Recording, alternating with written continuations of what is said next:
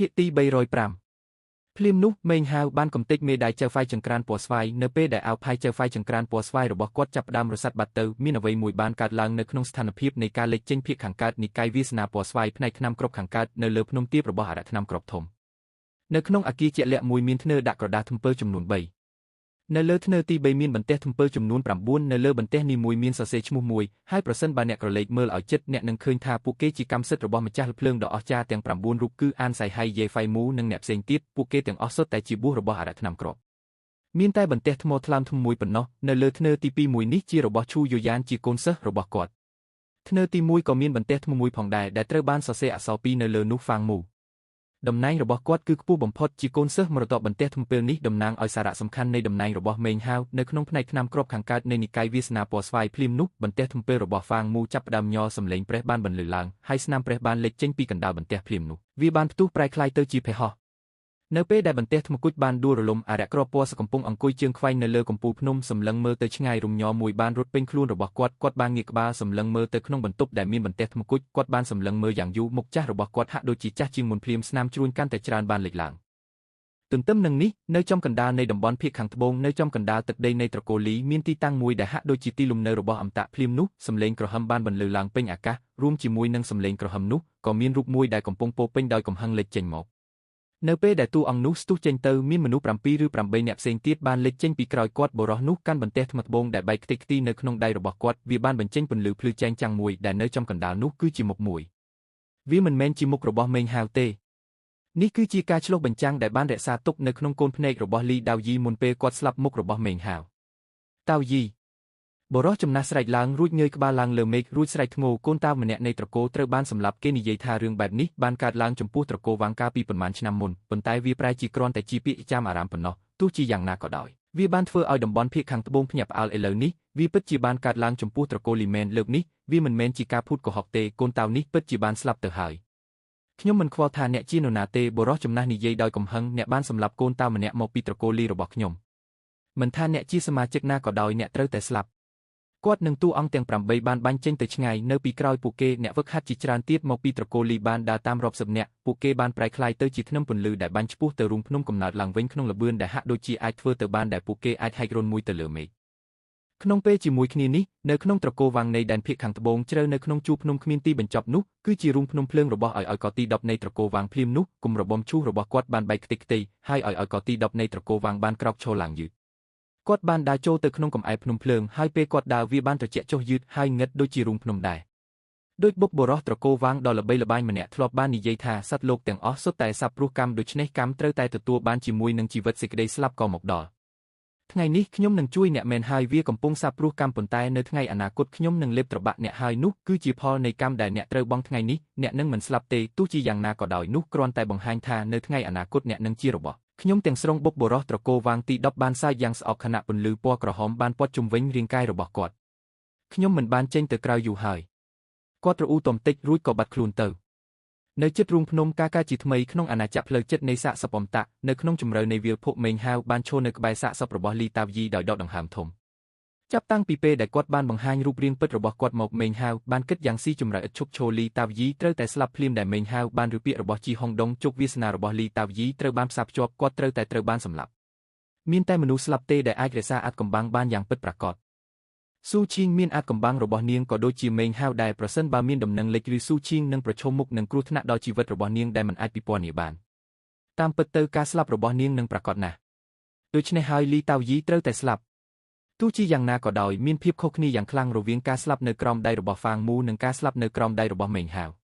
មេងហាវលែងជាយុវជនល្ងងខ្លៅដូចពេលដែលគាត់ទើបតែចូលទៅក្នុងពិភពនៃការដាំដុះដំបូងទៀតហើយក្នុងរយៈពេលប៉ុន្មានឆ្នាំដែលគាត់បានអនុវត្តការដាំដុះនៅក្នុងនិកាយវាសនាពណ៌ស្វាយការយល់ដឹងរបស់គាត់អំពីរឿងរ៉ាវនានាបានកើនឡើងយ៉ាងខ្លាំងតើគាត់អាចមិនយល់ដោយរបៀបណាថាការស្លាប់របស់កូនតាមនៃនិកាយណាមួយនឹងត្រូវបានគេដឹងភ្លាមចំពោះនិកាយនោះលើសពីនេះពួកគេមានបច្ចេកទេសដើម្បីអាចបង្ហាញពីរូបរាងនិងរស្មីរបស់អ្នកដែលបានសម្លាប់សូម្បីតែការកំណត់ទីតាំងពិតប្រាកដដែលវាបានកើតឡើងក៏មិនពិបាកដែរវាអាចទៅរួចដែលថាចាស់ហួយសាច់អាចជួយគាត់បិទបាំងការពិតពីត្រកូលលីទោះជាយ៉ាងណាក៏ដោយមេងហាវមិនមានទំនុកចិត្តគ្រប់គ្រាន់ក្នុងការប្រថុយប្រថាននោះទេមេងហាវបានដឹងយ៉ាងច្បាស់អំពីស្ថានភាពនិងផលវិបាកដូច្នេះគាត់មិនអាចសម្លាប់លីតាវយីខណៈពេលដែលពាក់មុខរបស់ហ្វាងមូបានទេដូច្នេះគាត់គ្មានជំរឿអ្វីក្រៅពីបោះបង់ចោលអត្តសញ្ញាណនោះឡើយ ចំពោះជីហុងដុងសមាជិក Quasi Array នៃត្រកូលលេខ1នៅក្នុងទ្វីបណានសានទាំងមូលប្រសិនបើគាត់ស្លាប់មេងហាវអាចស្រមៃបានតែពីប្រតិកម្មរបស់ត្រកូលជីប៉ុណ្ណោះត្រកូលដ៏មានអំណាចនិងគួរឲ្យខ្លាចណាមួយនឹងចាត់វិធានការយ៉ាងម៉ឺងម៉ាត់ដើម្បីដោះស្រាយការសម្លាប់សមាជិកត្រកូលរបស់ពួកគេម្នាក់នោះគឺជាប្រតិកម្មចាំបាច់ដើម្បីរក្សាសេចក្តីថ្លៃថ្នូរនិងអំណាចរបស់ត្រកូលការសម្លាប់ជីហុងដុងគឺដូចជាការសម្លាប់ព្រះអង្គម្ចាស់នៃចក្រភពមួយអាចមានព្រះអង្គម្ចាស់ច្រើនប៉ុន្តែរឿងបែបនេះនឹងបង្កឲ្យមានគ្រោះមហន្តរាយធ្ងន់ធ្ងរនិងបញ្ហាគ្មានទីបញ្ចប់និកាយវាសនាពណ៌ស្វាយពិតជាគ្មានវិធីដើម្បីប្រយុទ្ធប្រឆាំងនឹងត្រកូលជីទេដោយផ្អែកលើការពិពណ៌នារបស់អានសៃហៃនិងការយល់ដឹងផ្ទាល់ខ្លួនរបស់មេងហាវទោះបីជានិកាយវាសនាពណ៌ស្វាយជាត្រកូលដ៏អស្ចារ្យមួយនៅក្នុងដែនភាគខាងត្បូងក៏ដោយបើប្រៀបធៀបទៅនឹងត្រកូលជីវាដូចជាសត្វរុយតូចមួយប្រសិនបើសិស្សនៃនិកាយវាសនាពណ៌ស្វាយសម្លាប់សមាជិកម្នាក់នៃត្រកូលជីការស្លាប់នោះនឹងមិនពាក់ព័ន្ធនឹងសិស្សតូចតាចណាម្នាក់ដែលបានសម្លាប់នោះទេភាគច្រើនទំនងជានិកាយទាំងមូលនឹងដួលរលំដោយសារតែវានៅពេលដែលម្រាមដៃរបស់មេងហាវកំទេចលើមេដៃចៅហ្វាយចង្ក្រានពណ៌ស្វាយរបស់គាត់អ្វីដែលគាត់កំពុងគិតអំពីគឺចៅហ្វាយរបស់គាត់ក៏បានគិតអំពីចៅហ្វាយចង្ក្រានពណ៌ស្វាយផ្សេងទៀតដែរគាត់គិតអំពីភ្នំពណ៌បៃតងនិងទឹកពណ៌ខៀវថ្លានៃកងពលថ្នាំគ្រប់ខាងកើតគាត់បានគិតអំពីបទពិសោធន៍ទាំងអស់របស់គាត់ពេញមួយឆ្នាំនៅទីនោះទោះបីជាយ៉ាងណាក៏ដោយជីហុងដុងត្រូវតែស្លាប់ប្រសិនបើគាត់មិនធ្វើទេស៊ូឈីងនឹងស្ថិតក្នុងគ្រោះថ្នាក់ដ៏មិនគួរឲ្យជឿលើសពីនេះប្រសិនបើត្រកូលជីដឹងពីអត្ថភាពនៃអ្នកផ្សារភ្ជាប់អារក្សគ្រាន់តែគិតអំពីវាធ្វើឲ្យស្បែកក្បាលរបស់មេងហាវរលាកដោយគ្រោះថ្នាក់ដូច្នេះហើយជីហុងដុងត្រូវវិនិច្ឆ័យអន្តរាយមានតែការស្លាប់របស់គាត់ទេដែលអាចធានាសុវត្ថិភាពរបស់ស៊ូឈីងនិងអនុញ្ញាតឲ្យនាងស្នាក់នៅក្នុងនិកាយសៀវខ្មៅនិងរួមរស់ជាមួយមេត្រីភូនិកទាំងស្រុងដោយគ្មាននរណាម្នាក់សង្ស័យនាងឡើយដូច្នេះមេងហាវបានកំទេចមេដៃចៅហ្វាយចង្ក្រានពណ៌ស្វាយវាតំណាងឲ្យគាត់ក្នុងការបោះបង់ចោលទំនាក់ទំនងទាំងអស់ជាមួយនិកាយវាសនាពណ៌ស្វាយឥឡូវនេះគាត់មិនមានអ្វីពាក់ព័ន្ធនឹងពួកគេទេគាត់គឺមេងហាវហ្វាងមូគ្រាន់តែជាឈ្មោះคล้ายៗប៉ុណ្ណោះនៅពេលដែលព័ត៌មាននោះត្រូវបានបង្ហាញនិកាយវាសនាពណ៌ស្វាយនឹងអាចផ្ដល់ការពន្យល់ច្បាស់លាស់អ្វីដែលសំខាន់បំផុតនោះគឺការបំផ្លាញមេដៃនេះបង្ហាញថាគាត់កំពុងបោះបង់ចោលនិកាយវាថែមទាំងអាចផ្ដល់ការបង្កប់ន័យថាហ្វាងមូបានស្លាប់ទៅហើយកត្តាដែលធ្វើឲ្យខកចិត្តតែមួយគត់នោះគឺពេលគាត់ចាក់ចេញពីកន្លែងនេះត្រកូលលីនឹងតាមរកក្បាលគាត់គ្មានកន្លែងណានៅក្នុងដែនភាគខាងត្បូងដ៏ធំល្វឹងល្វើយដែលគាត់អាចលាក់ខ្លួនបានឡើយគាត់នឹងត្រូវបង្ខំចិត្តចាក់ចេញដើម្បីបាត់ខ្លួនពីដែនភាគខាងត្បូងយ៉ាងពិតប្រាកដលើសពីនេះមុនពេលបាត់ខ្លួនគាត់ត្រូវតែត្រៀមខ្លួនសម្រាប់អ្វីដែលប្រាកដជានឹងជាស៊េរីដ៏ធំនៃភាពចលាចលដូចព្យុះរឿងរ៉ាវទាំងអស់នេះបានហូរចូលមកក្នុងគំនិតរបស់គាត់នៅពេលដែលអត្តសញ្ញាណរបស់ Chu King ត្រូវបានបង្ហាញដល់ Jai Hong Dong ទោះបីជាមេងហាវទទួលបានជោគជ័យក្នុងមូលដ្ឋាននៃការដាំដុះក៏ដោយដំបូងឡើយគាត់នៅតែស្ទាក់ស្ទើរទោះជាយ៉ាងណាក៏ដោយនៅទីបញ្ចប់គាត់ពោពេញដោយការតាំងចិត្តលោកគ្រូគាត់គិតរួចងាកមើលទៅទិសនៃនិកាយវាសនាពណ៌ស្វាយយឺតខ្ញុំធ្លាប់មិនគោរពបូជាសូមចាត់ទុកហ្វាងមូថាស្លាប់ហើយភ្នែករបស់គាត់ភ្លឺឡើងពេលគាត់ងាកមើលទៅជីហុងដុងវិញជាលើកដំបូងភ្នែករបស់គាត់ភ្លឺឡើងដោយចេតនាសម្លាប់វាត្រូវការពេលវេលាខ្លះដើម្បីវិភាគគំនិតទាំងអស់ដែលឆ្លងកាត់ក្បាលរបស់មេងហាវប៉ុន្តែតាមពិតទៅវាបានភ្លឺឡើងក្នុងក្បាលរបស់គាត់ភ្លាមនៅពេលដែលវាកើតឡើងវាបានប្រែក្លាយទៅជាចេតនាសម្លាប់យ៉ាងខ្លាំងចេតនាសម្លាប់នេះធ្វើឲ្យចិត្តរបស់ជីហុងដុងញនេះជាលើកដំបូងដែលគាត់បានឃើញនរណាម្នាក់សម្លឹងមើលគាត់បែបនេះកាលពីអតីតកាលមិនថាគាត់ទៅណាឬស្ត្រូវណាដែលគាត់ប្រយុទ្ធនោះទេមនុស្សនឹងវាយប្រហារគាត់ប៉ុន្តែមិនដែលមានបំណងចង់សម្លាប់គាត់ឡើយនោះក៏ព្រោះតែនាមត្រកូលរបស់គាត់គឺជីពូឈាមរបស់ត្រកូលជីបានហូរចូលតាមសរសៃឈាមរបស់គាត់នៅក្នុងដែនភាគខាងត្បូងក្នុងទ្វីបណានសានមានមនុស្សតិចណាស់ដែលហ៊ានញុះញង់ត្រកូលជីឯងចង់សម្លាប់ខ្ញុំមែនទេឯងហ៊ានទេភ្នែករបស់គាត់ភ្លឺដោយត្រជាក់ពេលគាត់លើកដៃស្ដាំឡើងហើយធ្វើកាយវិការវេទមន្តភ្លាមនោះជីស្នូបានរីកដុះដាលពីលើក្បាលរបស់គាត់ម្ដងទៀតវាផ្កាយបានលេចចេញមកលើកនេះច្បាស់ណាស់ថាមានផ្កាយភ្លឹបភ្លែតច្រើនជាងពេលមុនពួកវាបានគ្រប់ដណ្ដប់អ្វីគ្រប់យ៉ាងនៅពីលើពួកវាបំពេញតំបន់នោះបន្ទាប់មកប្រញាប់ប្រញាល់ចុះទៅរកមេងហាវនៅពេលដែលពន្លឺផ្កាយភ្លឺចែងចាំងចុះមកលើគាត់ចិត្តណែសម្លាប់របស់មេងហាវនៅតែបន្តភ្លឹបភ្លែតដូចមុនផ្កាយបានខិតជិតមកដល់ហើយគាត់បានលើកដៃស្ដាំរបស់គាត់ឡើងវីទៅមុខពេលគាត់ធ្វើដូច្នោះម្រាមដៃដែលប្រឡាក់ដោយឈាមរបស់គាត់បានធ្វើឲ្យអ្វីទាំងអស់ញ័រភ្លាមនោះបាតដៃដ៏ធំមួយពណ៌ឈាមបានលេចឡើងនៅក្រោមគាត់ដាំថ្នោតប្រឡាក់ឈាមបានរីកធំឡើងហើយបន្ទាប់មកពិភពមរណៈប្រឡាក់ឈាមក៏បានកើតឡើងដែលនៅក្នុងនោះអាចមើលឃើញខ្លួនឈាមរបស់មេងហាវពួកគេបានប្រឈមមុខនឹងពន្លឺផ្កាយនិងវាលផ្កាយដែលកំពុងមកដល់ហើយបានរើខ្លួនភ្លាមដើម្បីការពារប្រឆាំងនឹងវាបាតដៃឈាមបានបាញ់ឡើងលើដូចដៃយ៉ាក់បុកចូលទៅក្នុងវាលផ្កាយសំឡេងផ្ទុះមួយបានបន្លឺឡើងពេញអាកាសរាងកាយទាំងមូលរបស់មេងហាវញ័រហើយឈាមហូរចេញពីមាត់របស់គាត់វាលផ្កាយចាប់ផ្ដើមដួលរលំហើយពន្លឺផ្កាយក៏សាត់បាត់ទៅទោះជាយ៉ាងណាក៏ដោយពិភពមរណៈឈាមរបស់មេងហាវក៏ចាប់ផ្ដើមរលាយបាត់ទៅដែរនៅពេលនេះមេងហាវមិនទាន់បានបណ្ដុះជីស្នូនៅឡើយទេឥឡូវនេះគាត់កំពុងប្រឈមមុខនឹងអ្នកហ្វឹកហាត់ម្នាក់ដែលបានបណ្ដុះទោះជាយ៉ាងណាក៏ដោយមេងហាវគឺខុសគ្នាយ៉ាងខ្លាំងពីលើកចុងក្រោយដែលគាត់បានធ្វើដូច្នេះប្រឆាំងនឹងអ្នកហ្វឹកហាត់ដេកខ្មៅពាក់របាំងមុខពណ៌ខៀវគាត់នឹងមិនរត់គេចខ្លួនទេឥឡូវនេះគាត់មានភាពស្មើគ្នាជាងទឹកមុខរបស់ជីហុងដុងបានផ្លាស់ប្ដូរឈាមហូរចេញពីមាត់របស់គាត់ហើយគាត់ក៏ដើរថយក្រោយទឹកមុខដ៏កាចសាហាវមួយបានហូរលើមុខរបស់គាត់ហើយគាត់បានគ្រវីដៃស្ដាំរបស់គាត់ ក្រៅពីមនុស្សឈួតដ៏ចង្រៃនោះមកពីត្រកូលហ្វាងអ្នកគឺជាមនុស្សដំបូងគេដែលធ្វើបាបខ្ញុំចង្រៃណាស់គុកគងឹតឋានស៊ូពន្ធនាគារចាប់ជាតិពេលគាត់ស្រែកឡើងដៃរបស់គាត់បានបញ្ចេញកាយវិការមន្តអាគមរួចគ្រវីដៃឆ្ពោះទៅអាកាសពីលើមេឃហាវភ្លាមនោះពន្លឺពណ៌ខៀវមួយបានលេចចេញមករាលដាលពីពេញអ្វីទាំងអស់វាបានប្រែក្លាយទៅជាមេឃពណ៌ខៀវពោពេញដោយពពណ៌ជាឋានស៊ូរបស់វាចម្លែកជាងនេះទៅទៀតមេឃនេះគ្របដណ្ដប់តែមេឃហាវប៉ុណ្ណោះឯកន្លែងផ្សេងទៀតមើលទៅដូចពីមុនចូលឲ្យកណ្ដឹងនៃទីខាងកើតបន្លឺឡើងការសម្លាប់រង្គាល9ប្រើឆន្ទៈនៃស្ថានស៊ូក៏ដើម្បីបំផ្លាញរូបកាយប្រើការសម្លឹងមើលលើលំហអាកាសដើម្បីដាក់ទោសវិញ្ញាណប្រើពូជពងជីដើម្បីដាក់ទោសមនុស្សនេះដោយទុកវេទនានៅស្ថានស៊ូសរសៃឈាមបានបំពេញភ្នែករបស់ជីហុងដុងគាត់បានបន្ទាបម្រាមដៃរបស់គាត់ហើយផ្ទៃមេឃពណ៌ខៀវនៅពីលើមេឃហាវពោពេញទៅដោយពុកខ្មៅដែលកំពុងរង្គើបកូលានបានបន្លឺឡើងហើយអ្វីដែលគួរឲ្យភ្ញាក់ផ្អើលជាងនេះទៅទៀតនោះគឺវាហាក់ដូចជាភ្លេចបន់តូនឹងធ្លាក់មកក្នុងពេលឆាប់នេះឯងចង់សម្លាប់ខ្ញុំមែនទេឯងគ្មានលក្ខណៈសម្បត្តិគ្រប់គ្រាន់ទេជីហុងដុងទះកាបូបរបស់គាត់ហើយកណ្ដឹងប្រាក់មួយបានលេចចេញមកក្នុងដៃរបស់គាត់ភ្លាមនោះសំឡេងរត់ច្បាស់មួយបានបន្លឺឡើងប្រើពូជពងរបស់ត្រកូលជីនឹងការណែនាំពីកណ្ដឹងបូព្រាដើម្បីហៅការវិនិច្ឆ័យនៃព្រះហឫទ័យនៃស្ថានស៊ូប្រឆាំងនឹងមេឃហាវនេះស្លាប់ទៅមុខរបស់គាត់បានបង្ខូចទ្រង់ទ្រីដោយកំហឹងខណៈពេលដែលគាត់បានស្រែកឡើងនៅពេលដែលពាក្យរបស់ជីហុនដុងបានបន្លឺឡើងមេឃពីលើក្បាលរបស់មេឃហាវបានចាប់ផ្ដើមប្រេះស្រាំដោយភ្លេចបន្ទោក្រាស់ដោយដៃមួយត្រូវបានបាញ់ចុះមកក្នុងល្បឿនលឿនមិនគួរឲ្យជឿឆ្ពោះទៅកាន់មេឃហាវស្នូពណ៌ស្វាយនៅក្នុងខ្លួនគាត់បានវិលយ៉ាងលឿនផ្ទុះឡើងជាមួយនឹងថាមពលមូលដ្ឋាននៃការហ្វឹកហាត់ដែលគ្មានព្រំដែននៅពេលដែលវាឡោមព័ទ្ធមេឃហាវដៃស្ដាំរបស់គាត់បានលើកឡើងលើជីពណ៌ស្វាយយ៉ាងច្រើនបានលេចឡើងនៅពីលើគាត់ដោយប្រែក្លាយទៅជាខែលកង់មួយសំឡេងផ្ទុះបានបន្លឺឡើងពេញអាកាសនៅពេលដែលភ្លេចបន្ទោបានបោកបក់ទៅលើខែបណ្ដាលឲ្យវាបែកខ្ទេចខ្ទីជាបំណែកភ្លាមនោះខែរន្ទះទី3ទី4ទី5ខែជាច្រើនហាក់ដូចជាគ្មានទីបញ្ចប់បានលេចចេញមកដើម្បីទប់ទល់នឹងរន្ទះមិនយូរប៉ុន្មានរន្ទះនោះក៏ស្ដាងដូចម្រាមដៃបន្ទាប់មកមេឃហាវបានស្ដោះអ្វីមួយចេញពីមាត់របស់គាត់ហើយអបរន្ទះបានលេចចេញមកវាបានលេបរន្ទះនោះភ្លាមដល់ពេលបញ្ចប់រឿងហើយជីហុងដុងនិយាយទាំងសាយត្រជាក់គាត់គ្រវីកណ្ដឹងម្ដងទៀតបណ្ដាលឲ្យមានសំឡេងរត់បន្លឺឡើងភ្លាមនោះនៅក្នុងពុកខ្មៅនៅលើមេឃខាងលើមេឃហាវភ្លេចបន្ទោរបីបានភ្ជាប់គ្នាហាក់ដូចជាហៀបនឹងផ្ទុះពន្លឺចែងចាំងមួយបានលេចឡើងនៅក្នុងភ្នែករបស់មេឃហាវគាត់បានឈានដល់ការប៉ាន់ស្មានដ៏ល្អអំពីអំណាចប្រយុទ្ធពិតរបស់គាត់រួចហើយគាត់មិនមានជីស្នូទេប៉ុន្តែគាត់ពិតជាមានសមត្ថភាពប្រយុទ្ធជាមួយនរណាម្នាក់នៅដំណាក់កាលដំបូងនៃការបង្កើតស្នូយ៉ាងណាក៏ដោយគាត់នឹងមិនអាចទទួលបានជ័យជំនះនោះទេគាត់អាចត្រឹមតែវាយគូប្រកួតប៉ុណ្ណោះមេឃហាវនឹងមានប្រៀបជាងប្រសិនបើគាត់ប្រយុទ្ធជាមួយនរណាម្នាក់ក្រៅពីជីហុងដុងដែលមានឈាមត្រកូលជីប្រសិនបើគាត់នៅពេលនេះបានជួបអ្នកដាំដុះដីខ្មៅពាក់របាំងមុខពណ៌ខៀវម្ដងទៀតការកម្ចាត់គាត់នឹងជាបញ្ហាសាមញ្ញមួយការដឹងខ្លួនបានរលត់ទៅក្នុងខ្លួនគាត់ប្រសិនបើខ្ញុំត្រូវបណ្ដុះជីស្នូគាត់គិតឬទទួលបានស្នូល្អឥតខ្ចោះនោះការលុបបំបាត់ដំណាក់កាលបង្កើតស្នូដំបូងនឹងងាយស្រួលដូចជាការបង្វែរដៃរបស់ខ្ញុំគាត់បានសម្លឹងមើលទៅជីហុងដុងដោយស្ងប់ស្ងាត់ហើយនិយាយថាអ្នកនិយាយត្រូវហើយដល់ពេលបញ្ចប់រឿងហើយគាត់បានទះកាបូបរបស់គាត់ហើយរបាំងមុខពណ៌ឈាមក៏បានលេចចេញមកក្នុងដៃរបស់គាត់របាំងមុខនៃមរតកអមតៈឈាមលក្ខណៈវិនិច្ឆ័យអបបរមាដើម្បីពាក់របាំងមុខនេះគឺត្រូវមានមូលដ្ឋានដាំដុះនៅដំណាក់កាលបង្កើតស្ន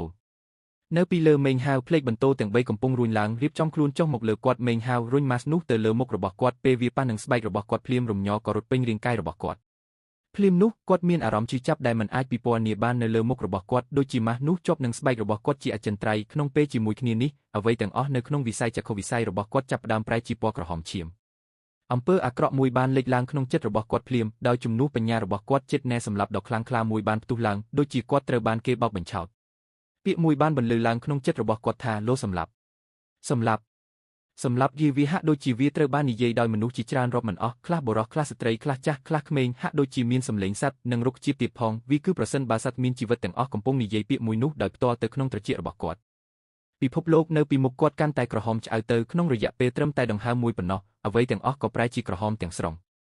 នៅក្នុងពិភពក្រហមនេះគាត់មានអារម្មណ៍ថាមូលដ្ឋាននៃការដាំដុះរបស់គាត់ស្រាប់តែផ្ទុះឡើងគាត់នៅតែស្ថិតក្នុងដំណាក់កាលបង្កើតស្នូដំបូងប៉ុន្តែនៅពេលនេះគាត់អាចបង្កើតជីស្នូពណ៌ក្រហមបាន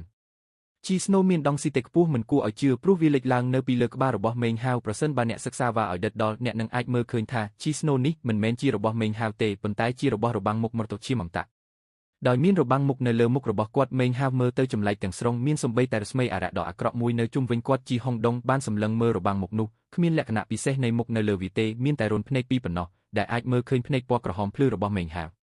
ភ្នែកក្រហមរបស់គាត់មានពណ៌ដូចគ្នានឹងស្នូធម្មពលដែលអន្តែតនៅពីលើគាត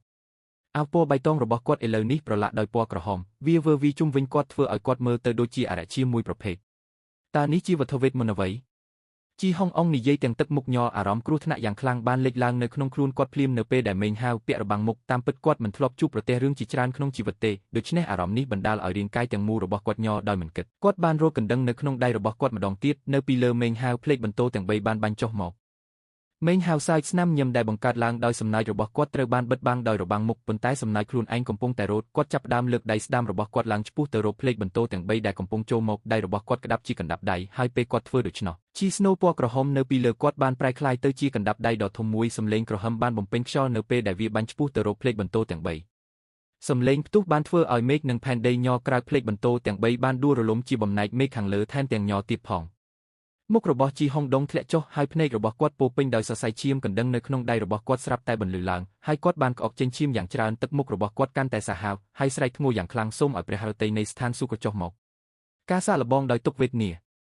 ានៅពេលដែលពាក្យរបស់គាត់បន្លឺឡើងពុកនៅលើមេឃខាងលើមេងហាវស្រាប់តែកើនឡើងទ្វេដងជាស្រទាប់នៅក្នុងភាពងឹតក្រាស់នោះភ្លេចបន្ទោចំនួន9បានលេចចេញមកហាក់ដូចជាបានធ្វើឲ្យឆន្ទៈរបស់ស្ថានសួគ៌រឹងមាំនៅពេលដែលពួកវារៀបចំវាយប្រហាររំញ័រមួយដែលហាក់ដូចជាមានឥទ្ធិពលគ្រប់គ្រាន់ដើម្បីបំផ្លាញសត្វមានជីវិតទាំងអស់បានរីករាលដាលភ្លាមទឹកមុខភ្ញាក់ផ្អើលបានលេចឡើងនៅលើមុខរបស់ Q King ដែលឈរនៅឆ្ងាយទោះជាយ៉ាងណាក៏ដោយគឺនៅពេលនេះឯងដែលមេងហាវបាននិយាយសំឡេងរបស់គាត់ស្អកហើយចម្លែកគួរឲ្យតាក់ទាញបើគ្មានមុខ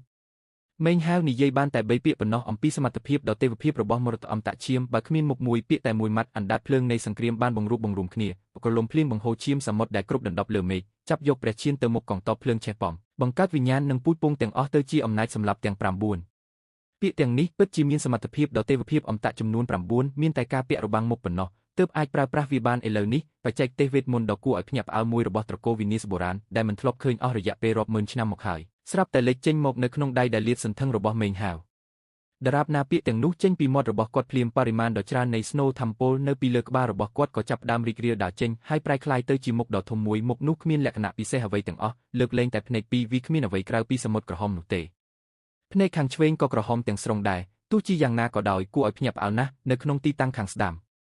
គឺមេងហាវដរាបណាមុខដ៏ធំសម្បើមនោះលេចចេញមកវាបានបាញ់ឆ្ពោះទៅកាន់ភ្លេចបន្ទោទាំង9ដែលកំពុងធ្លាក់ចុះអ្វីទាំងអស់ញ័រទោះបីជាកន្លែងនេះមិនមែនជាកន្លែងពិតក៏ដោយវានៅតែអាចត្រូវបានរង្គោះរង្គើដោយភាពឈួតលីលាភ្លេចបន្ទោទាំង9បានបែកខ្ញែកភ្លាមជាបំណែកពុកខ្មៅនៅលើមេឃចាប់ផ្ដើមរលាយបាត់ហើយនៅពេលដែលមុខនោះប៉ះនឹងស្ថានសួគ៌ដែលដាក់ទុនកម្មវិញ្ញាណវាបានដួលរំយ៉ាងខ្លាំងមន្តអាគមនៃភាពគ្មានមុខនេះបានប្រែក្លាយទៅជាមុខដ៏ធំមួយដែលមានភ្នែកខាងឆ្វេងដ៏មុតស្រួចនិងមេងហាវនៅខាងស្ដាំដោយគ្មានលក្ខណៈពិសេសផ្សេងទៀតវាបានធ្វើឲ្យស្បែកក្បាលរបស់ជីហុងដងស្ពឹកហើយធ្វើឲ្យគាត់មានអារម្មណ៍ខ្លាំងនៃសេចក្តីស្លាប់ដែលជន់លិចរាងកាយរបស់គាត់អ្នកជីហុងដងហៀបនឹងបន្តនិយាយប៉ុន្តែពាក្យសម្ដីរបស់គាត់ជាប់ក្នុងបំពង់នេះក៏ព្រោះតែនៅពេលនេះមន្តអាគមនៃភាពគ្មានមុខដែលបានប្រែក្លាយទៅជាមុខដ៏ធំសម្បើមស្រាប់តែលេចឡើងនៅចំពោះមុខគាត់មេងហាវដែលឈរក្នុងទីតាំងភ្នែកស្ដាំបានលើកដៃឡើងហើយចាប់ក្របជីហុងដងការក្តាប់របស់គាត់បានកាត់ផ្ដាច់ពាក្យសម្ដីរបស់ជីហុងដងបណ្ដាលឲ្យទឹកមុខរបស់យុវជននោះប្រែប្រួលគាត់ចង់តស៊ូប៉ុន្តែភ្លាមនោះគាត់បានរកឃើញថាមូលដ្ឋាននៃការហ្វឹកហាត់របស់គាត់ត្រូវបានបង្ក្រាបគាត់គ្មានវិធីដើម្បីស៊ូវិញភ្នែករបស់គាត់ពោពេញដោយភាពភ័យរន្ធត់និងការភ័យខ្លាចយ៉ាងខ្លាំងគាត់អាចដឹងពីចេតនាសម្លាប់របស់មេងហាវភាពសាហាវខូខើរបស់វាគឺមិនអាចប្រៀបផ្ទឹមបានឡើយប៉ុន្តែគាត់មិនអាចជឿថានៅក្នុងទ្វីបណានសានមាននរណាម្នាក់ហ៊ានសម្លាប់នរណាម្នាក់ដែលមានឈាមត្រកូលជីគំនិតនេះបានចាក់ឫសយ៉ាងជ្រៅនៅក្នុងចិត្តរបស់គាត់វាជាអ្វីមួយដែលមាននៅក្នុងខ្លួនគាត់តាំងពីគាត់នៅតូចមកម្លេះនៅពេលនេះគាត់កំពុងស្ថិតក្នុងវិបត្តិប៉ុន្តែការភ័យខ្លាចរបស់គាត់បានបាត់ទៅវិញយ៉ាងឆាប់រហ័សដោយត្រូវបានជំនួសដោយភាពក្រៀមក្រំគាត់បានសម្លឹងមើលទៅមេងហាវហើយស្នាមញញឹមដ៏ចំអកបានលេចឡើងនៅលើមុខរបស់គាត់មិនអាចនិយាយបានទេប៉ុន្តែភ្នែករបស់គាត់បង្ហាញពាក្យថាតើអ្នកហ៊ានសម្លាប់ខ្ញុំទេសារនោះត្រូវបានបញ្ជូនចូលទៅក្នុងបេះដូងរបស់មេងហាវភ្លាមគាត់មិនបានអង្វរសុំសេចក្តីមេត្តាករុណាទេហើយក៏មិនបាននិយាយពាក្យមិនពេញចិត្តណាមួយដែរនៅក្នុងពេលវេលានៃជីវិតនិងសេចក្តីស្លាប់នេះគាត់មិនអាចបំភ្លេចអំពីសេចក្តីថ្លៃថ្នូរនិងភាពថ្លៃថ្នូរនៃពូជពង្សរបស់ត្រកូលជីបានទេគាត់បានលើកចង្ការបស់គាត់ឡើងហើយសម្លឹងមើលមេងហាវដោយត្រជាក់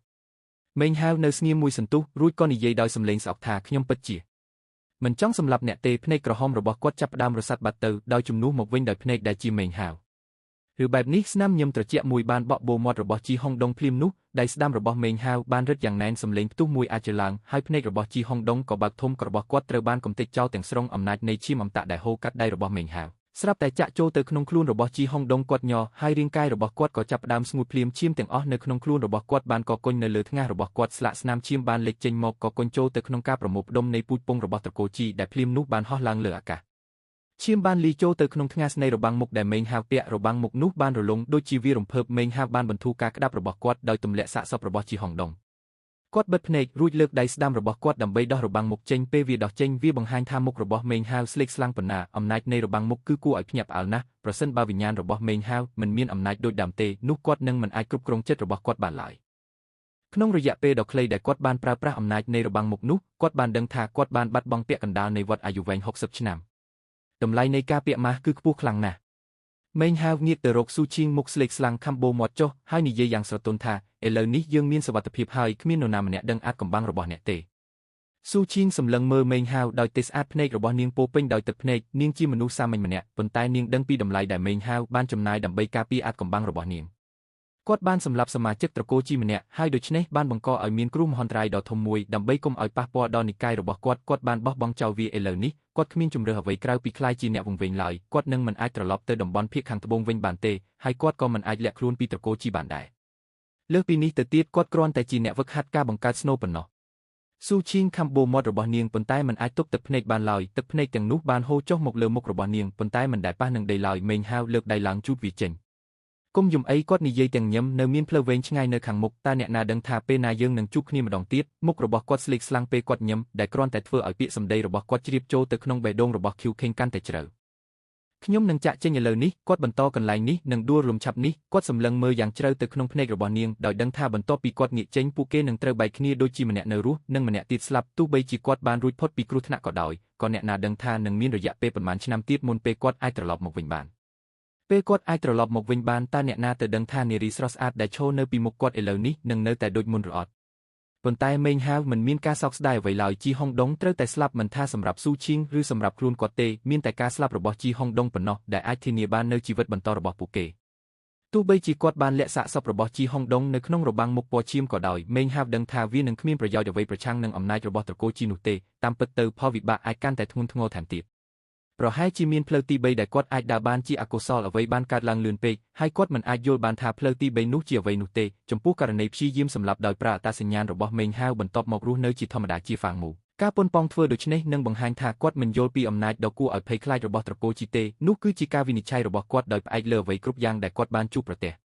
ប្រសិនបើគាត់ព្យាយាមធ្វើបែបនោះមាន probability 90%ដែលនិកាយវាសនាពណ៌ស្វាយទាំងមូលនឹងត្រូវស្រូបចូលទៅក្នុងការបំផ្លិចបំផ្លាញនោះជាជំរើសដែលគាត់បដិសេធមិនធ្វើមេងហាវបែរមកហើយពេលគាត់ធ្វើដូច្នោះគាត់ស្រាប់តែដឹងថាមាននរណាម្នាក់កំពុងអបគាត់ពីក្រោយវាមានអារម្មណ៍ទន់និងកក់ក្ដៅខ្ញុំនឹងរងចាំអ្នកស៊ូឈីងនិយាយសម្លេងរបស់នាងពោពេញដោយការតស៊ូដោយមិនគិតពីជីវិតអតីតកាលបច្ចុប្បន្នកាលឬអនាគតកាលទេពួកគេនឹងនៅជាមួយគ្នាជារៀងរហូត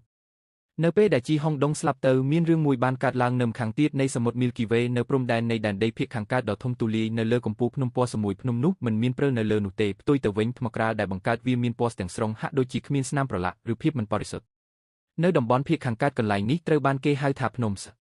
កន្លែងណាមួយនៅលើភ្នំស្មានអាងស្តុកទឹកអាងស្តុកនេះមានជម្រៅខ្លាំងណាស់ដែលយោងទៅតាមរឿងព្រេងទឹកនៅខាងក្នុងបានហូរចុះទៅឆ្ងាយដល់កំពូលភ្នំ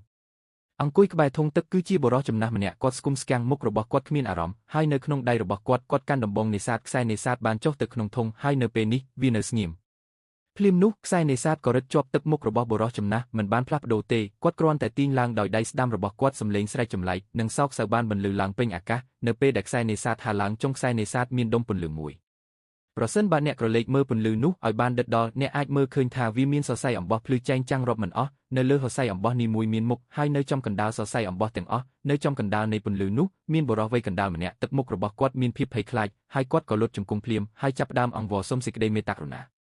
បុរសចំណាស់បានសម្លឹងមើលគាត់ហើយនិយាយដោយត្រជាក់ថាការដែលខ្ញុំបាននេសាទកម្មរបស់អ្នកចេញពីសត្វមានជីវិតជាច្រើនប្រភេទគឺគ្មានអ្វីក្រៅពីសំណាងល្អសម្រាប់អ្នកទេមែនទេហេតុអ្វីបានជាអង្វរសុំសេចក្ដីមេត្តាករុណាដៃរបស់គាត់បានធ្វើចលនាក្តាប់នៅលើអាកាសហើយដុំពន្លឺបានហោះចូលទៅក្នុងដៃរបស់គាត់នៅពេលដែលគាត់ចាប់វាបុរសវ័យកណ្ដាលនៅខាងក្នុងបានបញ្ចេញសំឡេងស្រែកយ៉ាងខ្លាំងដែលជាប្រភេទដែលកើតឡើងមុនពេលស្លាប់លើសពីនេះគាត់បានបញ្ចេញឈីនៃរង្វង់ធំនៃដំណាក់កាលព្រលឹងចាប់ផ្ដើមចុងក្រោយបុរសចំណាស់បានអនុញ្ញាតឲ្យឈីបញ្ចេញចេញបន្ទាប់មកគាត់បានចាក់ដុំពន្លឺចូលទៅក្នុងមាត់របស់គាត់សំឡេងក្រលួចពី3អាជីហើយបន្ទាប់មកគាត់លេបឈាមខ្លះហូរចេញពីជ្រុងមាត់របស់គាត់ដែលគាត់បានលិតយ៉ាងលឿនភ្នែករបស់គាត់ពោពេញដោយពន្លឺភ្លឺចែងចាំងរសជាតិនៃកម្មគាត់រអ៊ូតមបន្ទាប់ពីមួយរយៈគាត់បានងើយមើលទៅលើមេឃរួចក៏លុតជង្គង់ចុះហើយក្រាបថ្វាយបង្គំ គាត់បានអង្គររូប9 ដងរួចងើបខ្លួនឡើងហើយមើលទៅធុងទឹកមួយសន្ទុះក្រោយមកគាត់ជ្រួញចិញ្ចាមគាត់បានលូកដៃចេញហើយបន្ទះថ្មពើដែលបែកខ្ទេចខ្ទីបានលេចចេញមកនៅក្នុងដៃរបស់គាត់ភ្នែករបស់គាត់ភ្លឺឡើងកូនប្រុសម្នាក់របស់ជីបានស្លាប់កូនប្រុសម្នាក់របស់ជីដែលមានឈាមជ័រដូចគ្នាស្លាប់នៅភាគខាងត្បូងគាត់ខ្ទាស់ចុះទៅលើបន្ទះថ្មគុជហើយរូបភាពនៃមុខមួយបានលេចឡើងក្នុងគំនិតរបស់គាត់មុខនោះជារបស់មេងហាវមិនមែនអ្នកណាផ្សេងទេក្នុងពេលជាមួយគ្នានោះសំឡេងដ៏មុតស្រួចមួយបានបន្លឺឡើងក្នុងចិត្តរបស់គាត់លោកបូជីចាអ្នកដែលសម្លាប់ខ្ញុំឈ្មោះហ្វាងមូមកពីនិកាយវាសនាពណ៌ស្វាយដែលត្រូវបានគេស្គាល់ថាមេងហាវសំឡេងនោះជារបស់ជីហុងដុងនេះជាឆន្ទៈចុងក្រោយដែលនៅសេសសល់ក្នុងខ្លួនគាត់មុនពេលគាត់ស្លាប់សំឡេងនោះសោកសៅនិងស្រែកធ្ងរពោពេញដោយការអាក់អន់ចិត្តយ៉ាងខ្លាំងគ្មានវិធីណាដែលមេងហាវអាចទស្សទីបានថារឿងនេះនឹងកើតឡើងនោះទេត្រកូលជីមានវិធីសាស្ត្រមួយដើម្បីបញ្ជូនសំឡេងរួមជាមួយនឹងការស្លាប់របស់ពួកគេមេងហាវគ្រាន់តែដឹងអំពីសមត្ថភាពក្នុងការបញ្ជូនរូបភាពប៉ុណ្ណោះជាសំណាងល្អការស្រង់យកឈាមត្រកូលចេញពីជីហុងដុងមុនពេលគាត់ស្លាប់បានបង្កការឈឺចាប់យ៉ាងខ្លាំងជាលទ្ធផលស្មារតីរបស់ជីហុងដុងត្រូវបានបោះចូលទៅក្នុងភាពវឹកវររឿងតែមួយគត់ដែលគាត់អាចធ្វើបានគឺបញ្ជូនឈ្មោះមេងហាវគាត់បានភ្លេចទាំងស្រុងអំពីរឿងរបស់ស៊ូឈីងមនុស្សល្ងងឥតប្រយោជន៍បុរសចំណាស់និយាយទាំងជ្រួញចិញ្ចាមបន្តិចទោះយ៉ាងណាក៏ដោយទោះបីជាគាត់គ្មានប្រយោជន៍ក៏ដោយឈាមរបស់ត្រកូលជីនៅតែហូរក្នុងសរសៃឈាមរបស់គាត់តើមនុស្សអាចសម្លាប់គាត់យ៉ាងងាយយ៉ាងនេះដោយរបៀបណាទោះបីជានិកាយវាសនាពណ៌ស្វាយក៏ដោយគួរឲ្យភ្ញាក់ផ្អើលណាស់បុរសចំណាស់រូបនេះមើលឃើញអ្នកដាំដុះគ្រាន់តែជាមនុស្សធម្មតាគាត់បានគ្រវីដៃអាវធំរបស់គាត់ធ្វើឲ្យបន្ទះថ្មត្បូងទៅជាផេះបន្ទាប់មកគាត់បានលោតឡើងលើអាកាសបាត់ខ្លួនក្នុងមួយប៉ព្រិចភ្នែកមានតែសំឡេងដ៏អាក្រក់របស់គាត់ប៉ុណ្ណោះដែលនៅសេសសល់ដែលបន្លឺឡើងពីពេញភ្នំថាបដែនភាគខាងត្បូងខ្ញុំមិនបានទៅទីនោះអស់ជាច្រើនឆ្នាំមកហើយនៅខាងក្រៅរូងភ្នំ Rebirth បុរសចំណាស់8នាក់អង្គុយជើងគង់នៅក្រោមទង់ជាតិរបស់ត្រកូលជាភ្នែករបស់ពួកគេបើកម្ដងមួយការភ្ញាក់ផ្អើលនិងការមិនជឿបានភ្លឺឡើងនៅពេលដែលពួកគេក្រោកឈរឡើងភ្នែករបស់ពួកគេពោពេញដោយសរសៃឈាមហើយចេតនាសម្លាប់ដ៏ឃោរឃៅបានហូរចេញមកទិដ្ឋភាពដ៏គួរឲ្យភ្ញាក់ផ្អើលនេះធ្វើឲ្យមនុស្សគ្រប់គ្នានៅក្នុងតំបន់នោះភ្ញាក់ផ្អើលម្ដងមួយអ្នកហ្វឹកហាត់មកពីនិកាយនិងត្រកូលផ្សេងទៀតបានសម្លឹងមើលដោយការភ្ញាក់ផ្អើលនៅពេលដែលពួកគេឃើញកំហឹងដ៏សាហាវឃោរឃៅនិងចេតនាសម្លាប់ដ៏មិនអាចពិពណ៌នាបានកើនឡើងពីបុរសចំណាស់ទាំង8នាក់ពួកគេទាំងអស់សុទ្ធតែជាមនុស្សចម្លែកក្នុងព្រលឹងថ្មីដែលមានមូលដ្ឋានដាំដុះមិនធម្មតាចេតនាសម្លាប់រួមគ្នារបស់ពួកគេគឺគ្រប់គ្រាន់ដើម្បីធ្វើឲ្យស្ថានសួគ៌រង្គោះរង្គើធ្វើឲ្យផែនដីរង្គើនិងផ្លាស់ប្ដូរពណ៌ខ្យល់កូនប្រុសម្នាក់របស់ជីបានស្លាប់ទៅហើយបុរសទាំង8នាក់បានសម្លឹងមើលគ្នាទៅវិញទៅមកក្នុងចំណោមចេតនាសម្លាប់ដែលកំពុងកើនឡើងរបស់ពួកគេក៏អាចមានអារម្មណ៍ភ័យខ្លាចគ្នាទៅវិញទៅមកដែលបណ្ដាលឲ្យបេះដូងរបស់ពួកគេញ័រដោយផ្អែកលើច្បាប់របស់ត្រកូលជីពួកគេដឹងថាប្រសិនបើពួកគេមិនបានរកឃើញឃាតកររបស់ជីហុងដុងទេនោះពួកគេនឹងត្រូវបញ្ជូនទៅភ្នូរជាមួយជីហុងដុងជីបូជីបញ្ចុះសពតាមពិតទៅសមាជិកត្រកូលទាំងអស់នៅក្នុងដែនឥទ្ធិពលរបស់ពួកគេនឹងត្រូវសម្លាប់ចោលភ្លាមនោះជាតម្លៃដែលត្រូវបង់ប្រសិនបើពួកគេមិនបានរកឃើញឃាតករហើយនាំគាត់ត្រឡប់ទៅដែនដីភាគខាងកើតវិញម្នាក់ក្នុងចំណោមបុរសទាំង8នាក់បានលើកដៃឡើងទះថងដាក់អីវ៉ាន់របស់គាត់ភ្លាមនោះបំណែកថ្មពើមួយបានលេចចេញមកដែលក្នុងនោះមាន8នាក់បុរសចំណាស់ម្នាក់បានយកមួយដុំហើយបន្ទាប់មកពួកគេបានលើកវាឡើងដើម្បីភ្ជាប់វាជាមួយគ្នាភ្លាមនោះពន្លឺក្តៅមួយបានភ្លឺឡើងពន្លឺបានរះឡើងលើមេឃហើយមុខរបស់បុរសចំណាស់ទាំង8នាក់មានសភាពក្រៀមក្រំយ៉ាងខ្លាំងនៅពេលដែលពួកគេសិក្សាវាយ៉ាងដិតដល់មិនមែនគ្រាន់តែពួកគេទេអ្នកដាំដុះនៃនិកាយជុំវិញក៏កំពុងសង្កេតមើលយ៉ាងដិតដល់នៅអ្វីដែលកំពុងកើតឡើងផងដែរនៅក្នុងពន្លឺនោះបានលេចចេញជារូបរាងមួយគាត់ពាក់របាំងមុខដែលធ្វើឲ្យវាមិនអាចកំណត់បានថាគាត់មើលទៅដូចអ្វីទោះជាយ៉ាងណាក៏ដោយរបាំងមុខនោះពោពេញដោយចេតនាសម្លាប់ដ៏បង្ហូរឈាមវាបានធ្វើឲ្យបេះដូងរបស់អ្នកមើលទាំងអស់ញ័រភ្លាមនោះហើយជារបាំងមុខរបស់មរតកអមតៈឈាមនោះហើយជារបាំងមុខរបស់ត្រកូលវីនីសបុរាណអ្នកនិយាយត្រូវក្នុងអំឡុងពេលនៃការប្រកួតមរតកឈាមអមតៈចុងក្រោយខ្ញុំបានឃើញវាដោយផ្ទាល់ភ្នែកប៉ុន្តែតើត្រកូលលីមិនបាននិយាយថាមានគ្រោះថ្នាក់ណាមួយហើយវាបានបាត់បង់នៅក្នុងតំបន់មរតកឈាមអមតៈទេជាការពិតណាស់និកាយធំមិនជឿពួកគេទេហើយបានធ្វើការស៊ើបអង្កេតផ្ទាល់ខ្លួនរបស់ពួកគេទោះជាយ៉ាងណាក៏ដោយនៅទីបញ្ចប់ពួកគេបានកំណត់ថាត្រកូលលីមិនបានទទួលមរតកនោះទេពេលបុរសចំណាស់ទាំង8នាក់ឬពាក្យទាំងនេះភ្នែករបស់ពួកគេភ្លឺចែងចាំងហើយចេតនាសម្លាប់របស់ពួកគេក៏កាន់តែខ្លាំងឡើងពួកគេបានសម្លឹងមើលសរភ្លើងដែលជារបស់ត្រកូលលីដែលធ្វើឲ្យមុខរបស់សមាជិកត្រកូលលីភ្លឹបភ្លែតភ្លាមមុនពេលការពន្យល់ណាមួយអាចធ្វើឡើងបានពន្លឺចំនួន8បានលេចចេញមកពីចម្ងាយពួកគេបានស្រែកទៅមុខហើយនៅពេលដែលពួកគេខិតជិតមកដល់វាច្បាស់ណាស់ថាពួកព្រឹទ្ធាចារ្យនៃត្រកូលលីកំពុងខិតជិតមកដល់បុរសចំណាស់ដែលនាំមុខគេបានស្រែកឡើងថាកូនតាវត្រកូលលីតាវយីបានស្លាប់នៅកន្លែងនេះពួកអ្នកកាន់សាសនាតាវទាំងអស់គ្នាតើអ្នកទាំងអស់គ្នាស្គាល់មនុស្សម្នាក់នេះទេគាត់គ្រវីដៃហើយអេក្រង់បំភាន់មួយបានលេចចេញមកដែលមានរូបភាពរបស់មេងហាវនៅពេលជាមួយគ្នានោះរូបរាងដែលពាក់របាំងមុខនៅក្នុងធ្នឹមពន្លឺដែលការពារដោយត្រកូលជីបានរអិលភ្លាមហើយប្រែក្លាយទៅជារូបភាពមួយផ្សេងទៀតជាថ្មីម្ដងទៀតវាគ្មាននរណាក្រៅពីមេងហាវឥឡូវនេះភ្នែករបស់មនុស្សគ្រប់គ្នានៅក្នុងតំបន់នោះកំពុងសម្លឹងមើលអេក្រង់ភ្លឺពីរហើយមនុស្សដែលត្រូវបានពិពណ៌នានៅទីនោះក៏វិលមុខពួកគេតក់ស្លុតដោយសារតែដំណឹងថាកូនតាវនៃត្រកូលលីបានស្លាប់ ពួកគេភ្ញាក់ផ្អើលយ៉ាងខ្លាំងព្រោះត្រកូលនិងនិកាយទាំងអស់នៃតំបន់ភាគខាងត្បូងបានរកឃើញបំណែកនៃល្បែងផ្គុំរូបភ្លាមនោះឥឡូវនេះពួកគេដឹងហើយថាហេតុអ្វីបានជាត្រកូលជីបានផលិតបន្ទះថ្មដែលបាក់នោះនិងហេតុអ្វីបានជារូបចម្លាក់នៅទីនោះដូចគ្នានឹងរូបចម្លាក់ដែលផលិតដោយត្រកូលលីបុព្វបុរសម្នាក់មកពីត្រកូលសាយស័តមាសបាននិយាយទាំងភ្ញាក់ផ្អើលតើវាអាចទៅរួចទេដែរកូនប្រុសម្នាក់របស់ជីនៃត្រកូលជីប្រសិនបើនោះជាការពិតនោះអ្នកណាដែលធ្វើវាបានបង្កឲ្យមានគ្រោះមហន្តរាយដ៏ធំមួយត្រកូលជីនៃដែនដីភាគខាងកើតតើពួកគេអាចទុករឿងនេះឲ្យនៅស្ងៀមដោយរបៀបណាតើឃាតករជាសិស្សរបស់និកាយណាអ្វីទាំងអស់ស្ងាត់ឈឹងដូចស្លាប់អ្នកដាំដុះទាំងអស់ដែលមានវត្តមានចាប់ផ្ដើមដកថយយឺតនោះមើលទៅដូចជាបុរសម្នាក់ឈ្មោះមេងហាវដែលបានបាត់ខ្លួនកាលពីប៉ុន្មានឆ្នាំមុនមេងហាគម្ពីរវិញ្ញាណដ៏ឧត្តមខ្ញុំចាំបាននោះគឺជាមេងហាវការសន្ទនាដ៏អ៊ូអរបានបំពេញតំបន់ជុំវិញអាងក្នុងចំណោមភាពចលាចលភ្នែករបស់បុរសចំណាស់មកពីត្រកូលជីបានពុះកញ្ជ្រោលដោយចេតនាសម្លាប់មនុស្សក៏ដូចជាភ្នែករបស់ពួកព្រឹទ្ធាចារ្យមកពីត្រកូលលីដែរបុរសចំណាស់មកពីត្រកូលលីបានខំធ្មេញរបស់គាត់ហើយនិយាយថាឌូមេងហាវនេះនៅតែស្ថិតនៅក្នុងទឹកដីបំផន់របស់សាកសពចូលយើងបិទតំបន់នោះការដឹកជញ្ជូនត្រូវបានហាមឃាត់មិនថាកូនកំឡោះនោះមានទ្រព្យសម្បត្តិអ្វីក៏ដោយគាត់នឹងមិនអាចរត់គេចខ្លួនបានទេទោះបីជាគាត់មានស្លាប់ក៏ដោយពួកព្រឹទ្ធាចារ្យប្រលឹងថ្មីដែលនៅជុំវិញបានបាញ់ចេញទៅទិសខាងជើងខាងត្បូងខាងកើតនិងខាងលិចភ្លាមជាក់ស្ដែងពួកគេបានគ្រោងនឹងបិទតំបន់នោះហើយរារាំងអ្នកណាម្នាក់ពីការ teleport ចេញកូនប្រុសម្នាក់របស់ជីនៃត្រកូលជីបានស្លាប់នៅទីនេះបងប្អូនអ្នកកាន់សាសនាតាវនៃដែនភាគខាងត្បូងសូមនៅទីនេះហើយរងចាំរហូតដល់ព័ត៌មានលម្អិតទាំងអស់ត្រូវបានលាតត្រដាងរហូតមកដល់ពេលនោះគ្មានអ្នកណាម្នាក់ត្រូវបានអនុញ្ញាតឲ្យចាក់ចេញទេភ្លាមនោះព្រឹទ្ធាចារ្យ4នាក់ក្នុងចំណោម8នាក់នៃត្រកូលជីបានបែកខ្ញែកគ្នាជាក់ស្ដែងពួកគេមិនបានដាក់ជំនឿទាំងស្រុងលើវិធីសាស្ត្ររបស់ត្រកូលលីទេហើយនឹងអនុវត្តវិធានការផ្សារភ្ជាប់របស់ពួកគេជាក់ស្ដែងមនុស្សម្នាក់នេះមានសិល្បៈនៃការផ្លាស់ប្ដូរខ្លះបុរសចំណាស់ម្នាក់ទៀតមកពីត្រកូលជីបាននិយាយរួមជាមួយនឹងសំឡេងស្រមុកត្រជាក់វាមិនសំខាន់ទេដោយបានសម្លាប់សមាជិកម្នាក់នៃត្រកូលជីគាត់ត្រូវបានប្រឡាក់ដោយកម្មនៃស្ថានសួគ៌និងផែនដីនៅពេលដែលគាត់លេចចេញមកក្នុងโลกនេះយើងនឹងអាចដឹងពីគាត់បាននៅពេលនេះឯងភ្លាមនោះជីដ៏ត្រជាក់មួយបានផ្ទុះឡើងចេញពីក្បែររូងភ្នំការកើតជាថ្មីវាមានថាមពលដ៏គួរឲ្យខ្លាចមួយគឺអំណាចនៃការកាត់ផ្តាច់វិញ្ញាណយឺតរូបរាងខ្ពស់មួយបានដើរចេញពីក្នុងអាងគាត់ជាបុរសវ័យកណ្ដាលស្លៀកអាវធំពណ៌ទឹកក្រូចវែងពេលគាត់ដើរចេញទៅគាត់ទាក់ទាញចំណាប់អារម្មណ៍របស់អ្នកហ្វឹកហាត់ទាំងអស់មកពីនិកាយផ្សេងពួកគេទាំងអស់គ្នាស្គាល់គាត់ភ្លាមនេះគឺជាអ្នកជំនាញដ៏មានឥទ្ធិពលបំផុតក្នុងចំណោមត្រកូលជី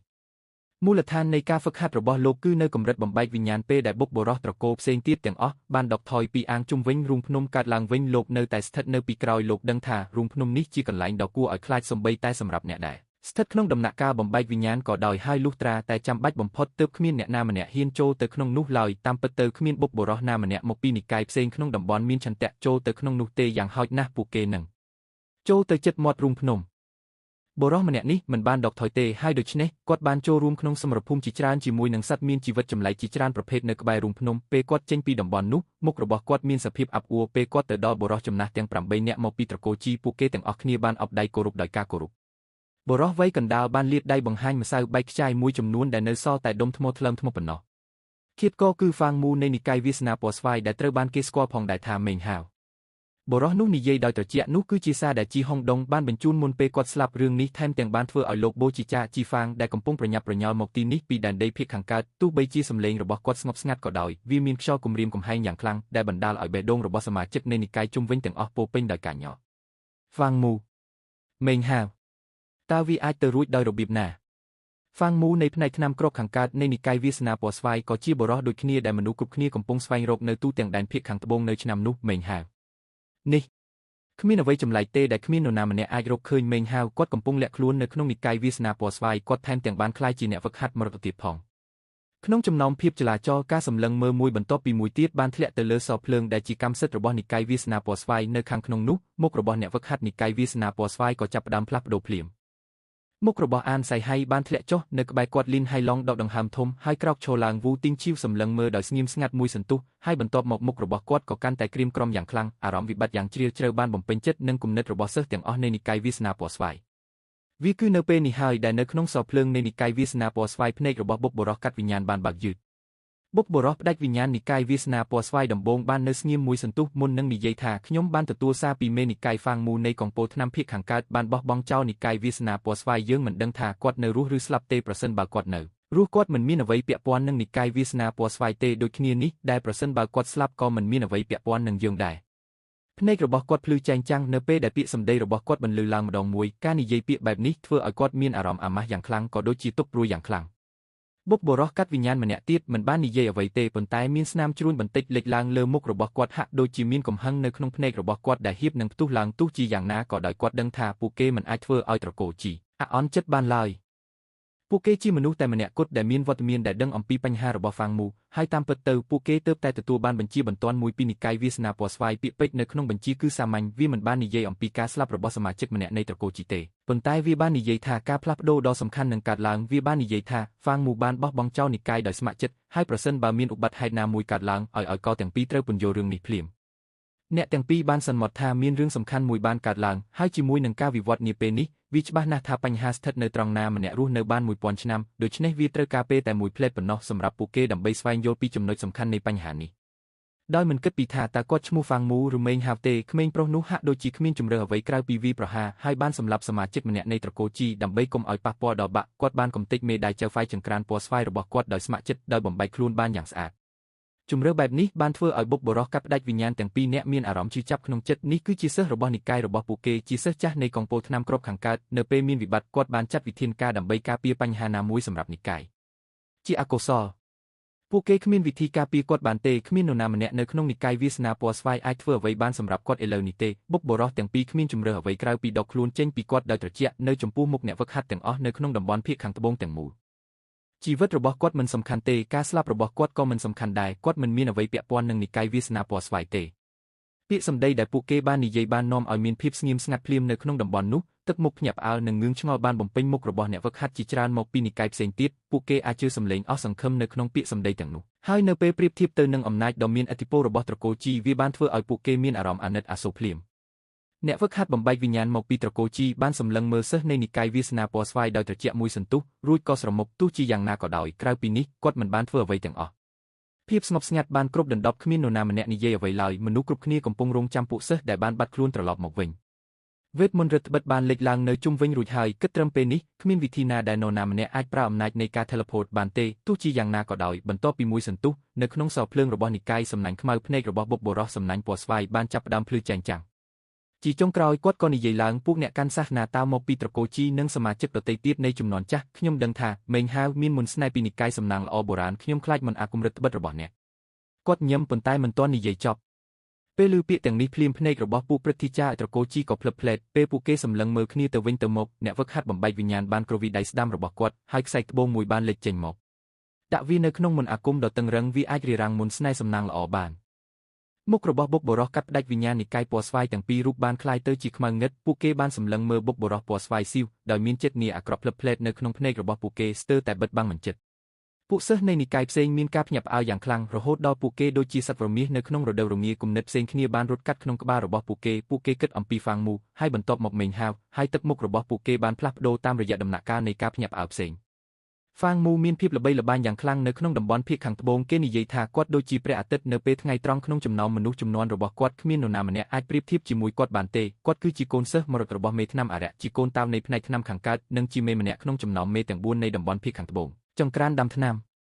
ចំពោះមេងហាវការលេចចេញនៅរបាំងមុខឈាមអមតៈបានធ្វើឲ្យបេះដូងរបស់មនុស្សគ្រប់គ្នាពោពេញដោយការភ្ញាក់ផ្អើលគាត់មានគម្ពីរវិញ្ញាណដ៏ឧត្តមជាកូនប្រសាររបស់ត្រកូលសុងហើយឥឡូវនេះជាអ្នកទទួលមរតកឈាមអមតៈក្នុងចំណោមភាពស្ងៀមស្ងាត់មុខរបស់សមាជិកត្រកូលសុងមើលទៅមិនស្អាតសោះពេលពួកគេអង្គុយលើបង្គោលភ្លើងរបស់ពួកគេសុងដ៏ចម្លែកក៏នៅទីនោះដែរជ្រួញចិញ្ចើមហើយដកដង្ហើមធំក្នុងចិត្តអ្នកហ្វឹកហាត់ទាំងអស់ដែលមានវត្តមានរួមទាំងបុព្វបុរសកាត់ផ្តាច់វិញ្ញាណផងដែរមិនបានដឹងអំពីការពិតដែលថាបុរសចំណាស់ម្នាក់បានចូលរួមជាមួយហ្វូងមនុស្សភ្លាមនោះទេគាត់មានរូបរាងស្គមស្កាំងនិងគ្មានរូបរាងអ្វីគួរឲ្យចាប់អារម្មណ៍ទោះជាយ៉ាងណាក៏ដោយគ្មាននរណាម្នាក់ក៏សម្គាល់ឃើញថាគាត់នៅទីនោះទេស្ទើរតែដូចជាគាត់មិនមែនជាផ្នែកនៃលោកីបុរសចំណាស់ញឹមកូនបានចូលទៅក្នុងអាណាចក្រនៃភាពល្អឥតខ្ចោះហើយគាត់និយាយទៅកាន់ខ្លួនឯងយ៉ាងស្រាលមានរឿងមួយហៅថាកម្មនៅក្នុងលោកនេះហើយថ្ងៃនេះខ្ញុំនឹងជួយអ្នកសាបព្រោះវានៅពេលអនាគតខ្ញុំនឹងចាប់យកភាពល្អឥតខ្ចោះរបស់អ្នកដែលនឹងក្លាយជាផលនៃកម្មជាការពិតណាស់គ្មាននរណាម្នាក់អាចជាគាត់ទេនេះមិនមែនជានរណាក្រៅពីបុព្វបុរសបុរាណទី10នៃត្រកូលវ៉ាងនោះទេមនុស្សគ្រប់គ្នាបន្តរងចាំដោយស្ងៀមស្ងាត់ទន្ទឹមនឹងនេះដែរនៅជីក្រុងនៃដែនភាគខាងត្បូងជិតកន្លែងដែលរដ្ឋចៅធ្លាប់មានឆ្លងកាត់ជួរភ្នំជាច្រើនគឺជាសមុទ្រដ៏ធំល្វឹងល្វើយមួយនេះគ្មាននរណាក្រៅពីសមុទ្រ Milky Way ដែលបំបែកភាគខាងលិចនិងខាងត្បូងចេញពីខាងជើងនិងខាងកើតនោះទេភ្លាមនោះខ្យល់នៅពីលើសមុទ្រ Milky Way នៅខាងក្រៅដែនខាងត្បូងចាប់ផ្ដើមរង្គើនិងបង្ខូចទ្រង់ទ្រាយរូបភាពព្រើមួយបានលេចចេញមកជាមនុស្សម្នាក់ដែលស្រាប់តែបោះជំហានទៅមុខដំបូងឡើយរូបរាងនោះមិនច្បាស់លាស់ទេប៉ុន្តែវាបានបញ្ចូលគ្នាយ៉ាងឆាប់រហ័សទៅជាបុរសចំណាស់ម្នាក់ នេះគ្មាននរណាក្រៅពីបុរសចំណាស់ដែលបាននេសាទកម្មនៅលើកំពូលភ្នំសឹកក្នុងដែនដីភាគខាងកើតគឺលោកឲ្យកត្រកូជីហ្វាងគាត់បានអន្តែតនៅលើអាកាសពីលើសមុទ្រ Milky Way ដោយសម្លឹងមើលទៅដែនភាគខាងត្បូងបន្ទាប់មករាងកាយរបស់គាត់ញ័រហើយគាត់បានហោះទៅមុខទោះជាយ៉ាងណាក៏ដោយទោះបីជាគាត់ខិតជិតព្រំដែននៃដែនភាគខាងត្បូងហើយហ៊ាននឹងចូលក៏ដោយគាត់នៅតែជ្រួញចិញ្ចើមហើយដកដង្ហើមធំគាត់បានលើកដៃស្ដាំរបស់គាត់ឡើងហើយគ្រវីវាទៅមុខសំឡេងផ្ទុះមួយបានបន្លឺឡើងពេញអាកាសរាលដាលទៅគ្រប់ទិសទីបណ្ដាលឲ្យទឹកសមុទ្រនៅពីក្រោមគាត់ពុះកញ្ជ្រោលនិងក្រហមដីដែលបង្កើតជាព្រំប្រទល់នៃដែនភាគខាងត្បូងបានរញ្ជួយហើយថ្មធំដែលតម្រៀបតាមឆ្នេរសមុទ្របានប្រេះស្រាំនិងរលាយបាត់ទៅនៅពេលដែលដីបាក់បែកហើយទឹកសមុទ្រកកូរបរិសុទ្ធចំណាស់ម្នាក់បានលេចមុខមកនៅចំពោះមុខជីហ្វាងគាត់ស្លៀកអាវពណ៌ប្រភេទវែងមួយនៅលើដៃអាវនីមួយដែលមានរូបភាពនៃចង្ក្រានដុតថ្នាំគ្រាប់សក់របស់បុរសចំណាស់នោះវែងហើយសះហើយគាត់ស្គមណាស់មានស្នាមខ្មៅនៅលើស្បែកទឹកមុខរបស់គាត់ស្ងប់ស្ងាត់ប៉ុន្តែពោពេញដោយអំណាចភ្នែករបស់គាត់ភ្លឺចែងចាំងហើយអារម្មណ៍ស៊ូកលេហាក់ដូចជាត្រូវបានលាក់បាំងនៅក្នុងភ្នែកទាំងនោះក្លិនក្រអូបខ្លាំងនៃថ្នាំគ្រាប់បានហុយចេញពីគាត់រហូតពេញតំបន់នោះជីហ្វាងសម្លឹងមើលគាត់ដោយត្រជាក់រួចនិយាយថាតើខ្ញុំគួរហៅអ្នកថាពណ៌ស្វាយអ៊ីស្តឬភីលដេម៉មែនទេបុរសចំណាស់ម្នាក់នេះគ្មាននរណាក្រៅពីចៅហ្វាយរបស់មេងហាវគឺអរិយថ្នាំគ្រាប់នោះទេបេសាចថ្នាំនៅស្ងៀមមួយសន្ទុះរួចក៏ងាកមើលទៅជីហ្វាងពណ៌ស្វាយអ៊ីស្តបានស្លាប់ទៅហើយខ្ញុំជាបេសាចថ្នាំមែនហើយវាមិនមានបញ្ហាទេថាតើអ្នកជាអរិយថ្នាំគ្រាប់ឬពណ៌ស្វាយខាងកើតគាត់និយាយដោយត្រជាក់រួចងើបក្បាលបន្តិចប្រសិនបើអ្នកចង់ការពារនិកាយវាសនា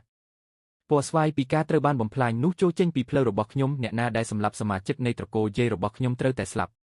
ថ្នាំគ្រាប់អរិយបានមកក្បាលខ្ញុំជាម្ចាស់របស់គាត់គាត់បានក្រាបថ្វាយបង្គំខ្ញុំ3ដងឥឡូវនេះដល់ពេលដែលខ្ញុំត្រូវធ្វើអ្វីមួយសម្រាប់គាត់គាត់គ្រវីដៃស្ដាំរបស់គាត់ហើយភ្លាមនោះចង្ក្រានដុតថ្នាំគ្រាប់សម្រិតបានលេចចេញមកយ៉ាងអស្ចារ្យនៅក្នុងដៃរបស់គាត់វាបានបញ្ចេញជីបុរាណភ្លាមដែលហៀចេញគ្រប់ទិសទីអាពណ៌ខៀវបានហូរចេញពីចង្ក្រានដុតថ្នាំគ្រាប់វិលជុំវិញធ្វើឲ្យតំបន់ទាំងមូលក្លាយជាពិភពអប់ប្រសិនបើអ្នកពិតជាពណ៌ស្វាយខាងកើតមែននោះខ្ញុំប្រហែលជាមានការសង្ស័យខ្លះជេវែងនិយាយដោយសំឡេងខឹងប៉ុន្តែចំពោះអ្នកវិញអ្នកច្បាស់ជាហៀបនឹងស្លាប់ហើយពេលនោះគាត់បានលើកដៃឡើងហើយអាប់ក៏កាន់តែក្រាស់ឡើងជន់លិចទាំងខ្លួនគាត់និងអរិយថ្នាំគ្រាប់ភ្លាមឥឡូវនេះវាមិនអាចមើលឃើញពួកគេទេមានតែសំឡេងផ្ទុះម្ដងហើយម្ដងទៀតប៉ុណ្ណោះដែលអាចជីបន្លឺចេញពីក្នុងអាប់នៅពីក្រោមពួកគេសមុទ្រ Milky Way បានពុះកញ្ជ្រោលដែនដីព្រំដែននៃដែនភាគខាងត្បូងបានរញ្ជួយការវាយប្រហារនីមួយដែលធ្វើឡើងដោយបុរសណាម្នាក់មានអំណាចគ្រប់គ្រាន់ដើម្បីអង្រួនស្ថានសុខនិងរញ្ជួយផែនដី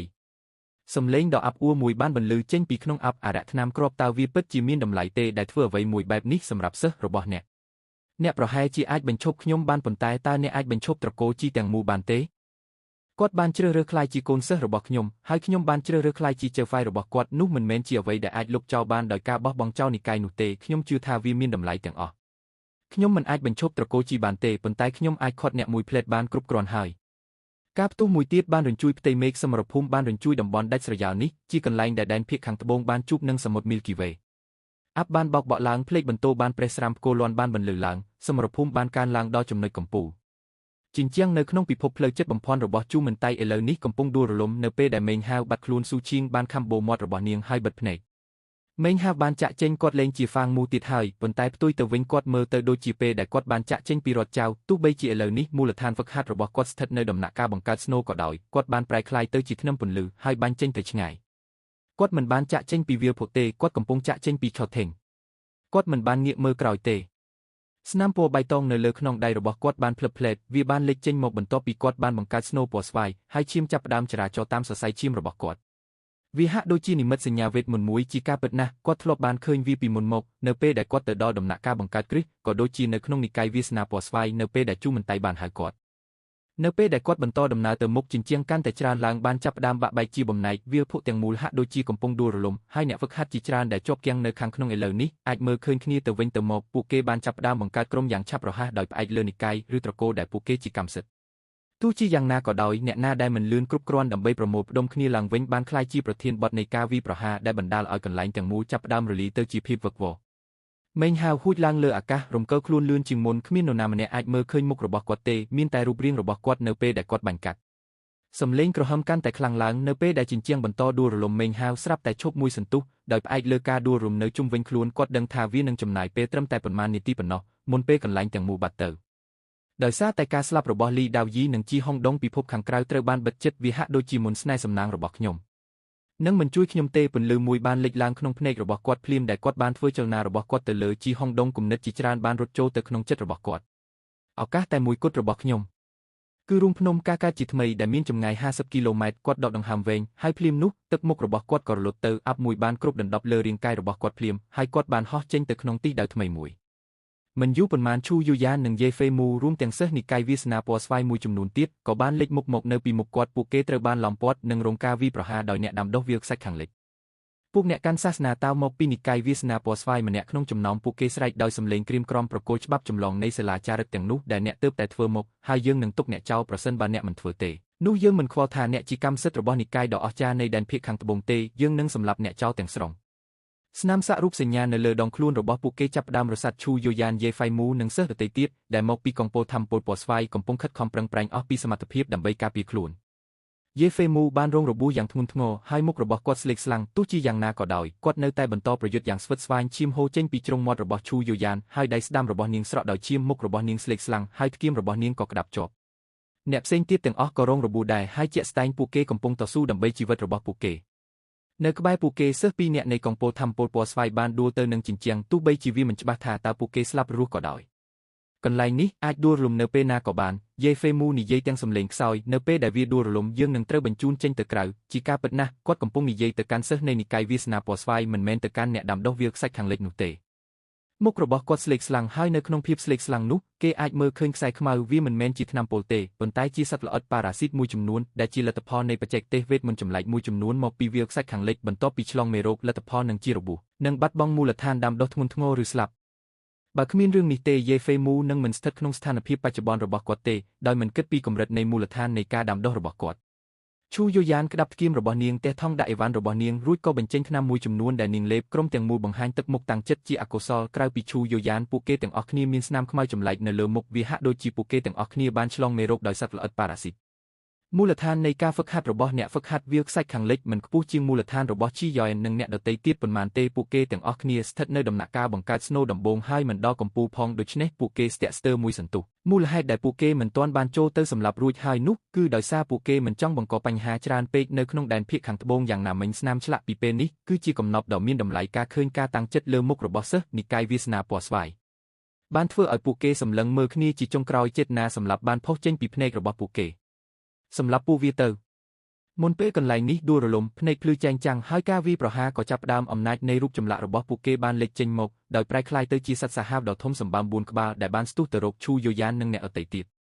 តវាគឺនៅគ្រាវិបត្តិនេះឯងដែលមេងហាវបានបង្ហាញខ្លួនអាប់បានគ្រប់ដណ្ដប់លើគាត់ធ្វើឲ្យមុខរបស់គាត់មិនអាចបែងចែកបានមុនពេលដែលអ្នកដាំដុះវាលខ្សាច់ខាងលិចអាចមើលឃើញគាត់យ៉ាងច្បាស់គាត់កំពុងឈរនៅពីមុខឈូយូយ៉ាននិងអ្នកដទៃទៀតគាត់បានលើកដៃស្ដាំរបស់គាត់ឡើងហើយក្រវីវាទៅមុខភ្លាមនោះពន្លឺពណ៌ស្វាយមួយបានលេចឡើងនៅពីមុខគាត់ដែលបានប្រែក្លាយទៅជារាងព្រះច័ន្ទកង់ដ៏ធំមួយព្រះច័ន្ទពណ៌ស្វាយមួយដែលមានអំណាចកាត់ផ្តាច់ជីវិតវាបានបុកចំសត្វទាំង4បណ្ដាលឲ្យមានការផ្ទុះយ៉ាងខ្លាំងអ្នកហ្វឹកហាត់វាលខ្សាច់ខាងលិចសម្លឹងមើលដោយការភ្ញាក់ផ្អើលហើយបន្ទាប់មកបានដកថយម្ដងមួយស្នាមសាក់រូបសញ្ញាលើពួកគេពីរអ្នកភ្លាមនោះចាប់ផ្ដើមរសាត់បាត់ទៅមិនអាចទប់ទល់នឹងអំណាចនោះបានបន្ទាប់មកការវាយប្រហារបានបុកចំអ្នកហ្វឹកហាត់ធ្វើឲ្យរាងកាយរបស់ពួកគេហែកជាបំណែកចំពោះអ្នកទាំងពីរអ្នកផ្សេងទៀតម្នាក់បានក្អួតឈាមចេញមកយ៉ាងប្រកៀកដោយស្ទើរតែអាចគេចផុតពីការវាយប្រហារបានអ្នកផ្សេងទៀតគឺជាអ្នកដែលមានអំណាចខ្លាំងបំផុតក្នុងក្រុមនិងជាអ្នកដែលបានធ្វើឲ្យយីហ្វីមសន្លប់មូលដ្ឋានហ្វឹកហាត់របស់គាត់ស្ថិតនៅដំណាក់កាលបង្កើតស្នូកណ្ដាលការបង្ហាញខ្លួនរបស់មេងហាវបានធ្វើឲ្យឈូយូយ៉ានសម្លឹងមើលដោយការភ្ញាក់ផ្អើលការឃើញរូបរាងរបស់ព្រះច័ន្ទពណ៌ស្វាយបានធ្វើឲ្យនាងភ្ញាក់ផ្អើលយ៉ាងខ្លាំង